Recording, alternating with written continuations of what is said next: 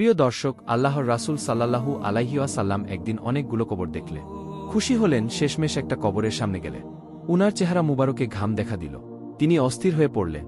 দুচিন্তায় চেহারা কালো হয়ে উঠল। আল্লাহর রাসূল সাল্লাল্লাহু আলাইহি ওয়াসাল্লাম পেরেশান হয়ে গেলে একজন সাহাবী রাজিয়াল্লাহু তাআলা আনহু রাসূল সাল্লাল্লাহু আলাইহি ওয়াসাল্লাম এর অবস্থা দেখে জিজ্ঞেস করলেন, হে আল্লাহর রাসূল, আপনি এত পেরেশান কেন? হায় হায়! তিনি অস্থির হয়ে বললেন, এই কবরের বাসিন্দার উপর ভয়ানক আযাব হচ্ছে, এমনই শাস্তি যা ভাষায় বলা যায় না। আহা, এই ব্যক্তির কি উপায়? বলে তিনি কবরে হাত মুবারক রেখে দোয়া করলেন। কিন্তু চেহারায় প্রশান্তি এল না। তিনি বললেন, দোয়া ভুল হচ্ছে না, কোনো রহস্যময় কারণে সাংঘাতিক বড় পাপ করেছে সে। হুজুর সাল্লাল্লাহু আলাইহি ওয়াসাল্লাম এর উপর অস্থিরতা বেড়েই চলল। তিনি বললেন, আমার উম্মতের উপর এমন কঠিন শাস্তি হচ্ছে, আর আমি বাড়ি গিয়ে ঘুমাবো? তিনি একজন সাথীকে ডেকে বললেন, যাও মদিনার বাজারে, সেখানে আওয়াজ দিয়ে ডাকো যাদের আত্মীয়ের কবর এখানে রয়েছে তারা আসার জন্য। তারা এলো। তাদেরকে নিজ নিজ আত্মীয়ের কবরে দাঁড়াতে বললে। সবাই দাঁড়ালো, কিন্তু আশ্চর্য, ওই কবরের পাশে কেউ দাঁড়াল না। বেদনায় নীল হয়ে গেলেন হুজুর সাল্লাল্লাহু আলাইহি ওয়াসাল্লাম। অনেক পরে এলো এক বুড়ি।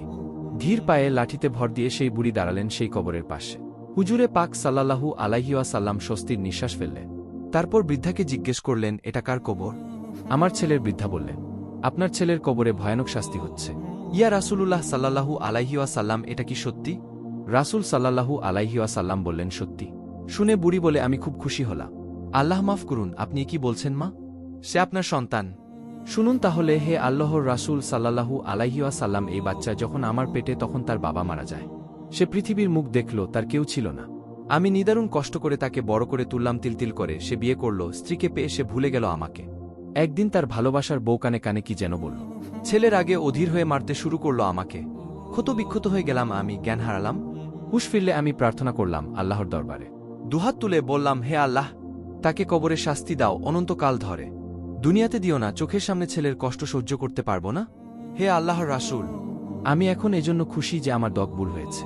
হুজুর সাল্লাল্লাহু আলাইহি ওয়াসাল্লাম অত্যাচারিতা সরল প্রাণ এই বৃদ্ধার কথা শুনে চোখের পানি চেপে রাখতে পারলেন না। উনার মুক্তার মতো অশ্রু গাল বেয়ে ফোটায় ফোটায় পড়তে লাগল। খানিক পর নিজেকে সামলে নিয়ে বললেন, হে বৃদ্ধামা, তুমি তোমার ছেলেকে ক্ষমা করো, সে ভয়াবহ শাস্তি পাচ্ছে। বৃদ্ধা মহিলা বললেন, হে রাসূলুল্লাহ সাল্লাল্লাহু আলাইহি ওয়াসাল্লাম, অন্য কিছু বলুন, ছেলেকে ক্ষমা করব না আমি? নিরুপায় হয়ে হুজুর সাল্লাল্লাহু আলাইহি ওয়াসাল্লাম আকাশের দিকে মুখ তুললেন, কাতর স্বরে বললেন, হে আল্লাহ, এই বৃদ্ধাকে কবরের শাস্তি দেখাও। চোখের পলকে ঘটনা ঘটল। বৃদ্ধার চোখ বিস্ফোরিত হল। সে প্রাণ ফাটা চিৎকার করে বেহুশ হয়ে গেল। খানিক পর জ্ঞান ফিরল। বৃদ্ধার থরথর করে কাঁপছেন তিনি, তীর খাওয়াক বুতরের মত। তিনি বললেন, ওগো খোদা, কবরের আযাব কি এমন ভীষণ, এমন ভয়ানক? ছেলের পুরো শরীর থেকে চামড়া উঠিয়ে নেওয়া হয়েছে, তাকে মুগুর পেটা করা হচ্ছে।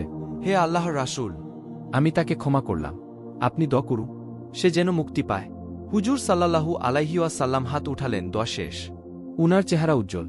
প্রকৃতিতে আকাশে বাতাসে নেমে এলো সুমহান সমাহিত পরিবেশ। গভীর প্রশান্তি দয়ালু নবীর চেহারা মুবারকে, চারদিকে শান্তির ছায়া। আল্লাহ রাব্বুল আলামিন আমাদের সকলের মাতা পিতার খেদমত করার তৌফিক দান করুন ও মাতা পিতাকে কষ্ট না দেওয়ার তৌফিক দান করুন। আল্লাহুম্মা আমিন।